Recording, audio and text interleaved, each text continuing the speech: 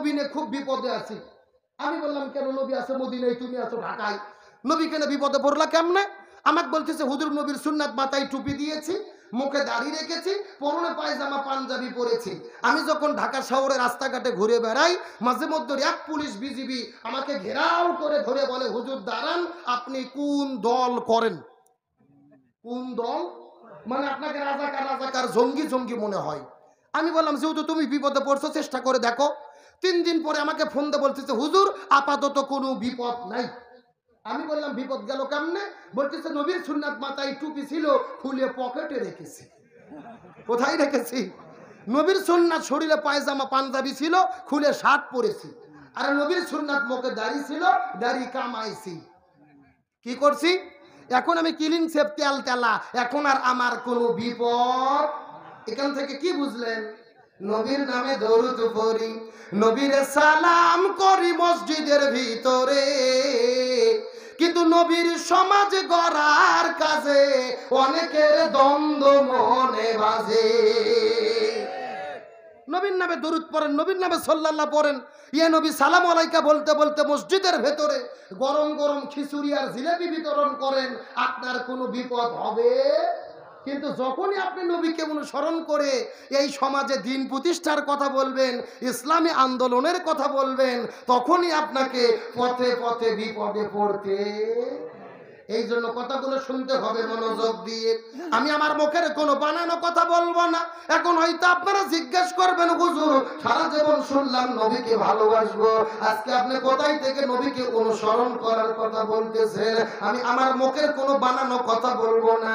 যতগুলো কথা বলবো কোরআন থেকে দলিল দিয়ে কথা বলার চেষ্টা করব। মোবাইল থাকলে রেকর্ড করে নেন, খাতা কলম থাকলে লিখে নেন।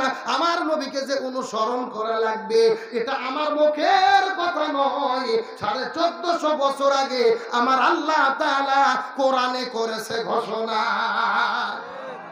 কে ঘোষণা করেছেন? আল্লাহ রাব্বুল আলামিন বলেন, ওয়া মা আতাকুমুর রাসূলু ফাখুযুহু ওয়া মা নাহাকুম আনহু ফান্তাহু। সূরা হাসর 28 নম্বর পারা 7 নম্বর পৃষ্ঠার 9 নম্বর লাইন 7 নম্বর আয়াতে কারিমা।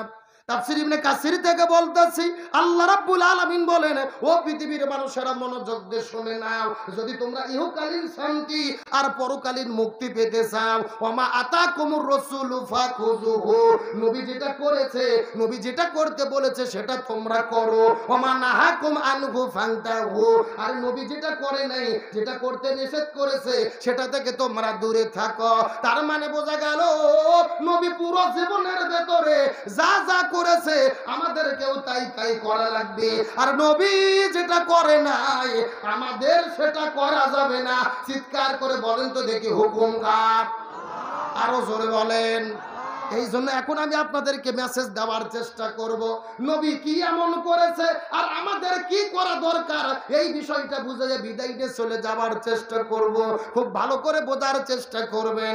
আমার নবীজি ওই মক্কা থেকে মদিনার ভেতরে হিজরত করে চলে গেলেন। ওই মদিনায় যাওয়ার পরে একটা মদিনা নামক রাষ্ট্র গঠন করলেন। আর মদিনার ভেতরে আমার নবী হলো মদিনা নামক রাষ্ট্রের রাষ্ট্রপতি।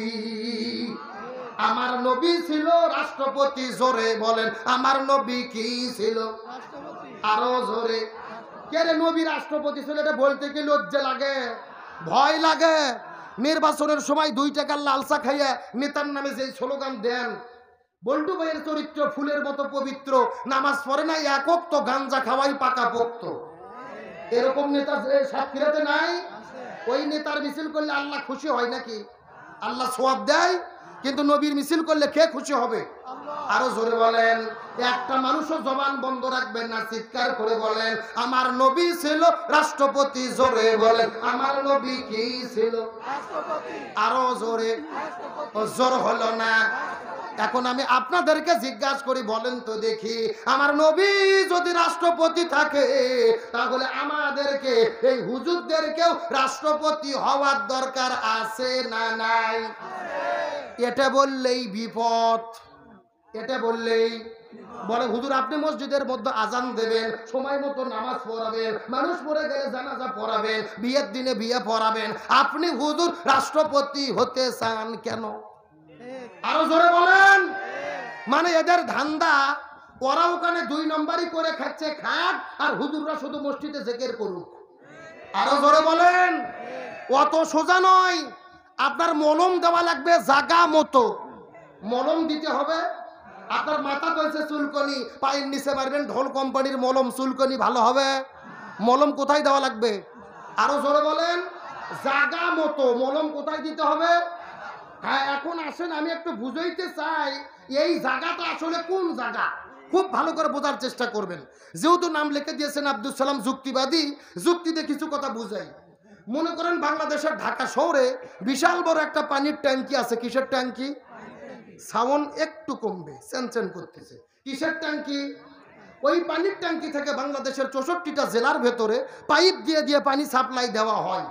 এখন যেই পানির ট্যাঙ্কির মধ্যে পানি আছে, ওই ট্যাঙ্কির ভেতরে একটা মরা বিড়াল মরিয়ে পচে গন্ধ উঠে আছে। এখন বলেন তো, ট্যাঙ্কির মধ্যে যদি মরা বিড়াল থাকে, ভেতরের পানি ভালো না গন্ধ? যেই পানি পাইপ দিয়ে দিয়ে সাতক্ষীরা জেলাতে এসেছে, ওই পানি ভালো না গন্ধ?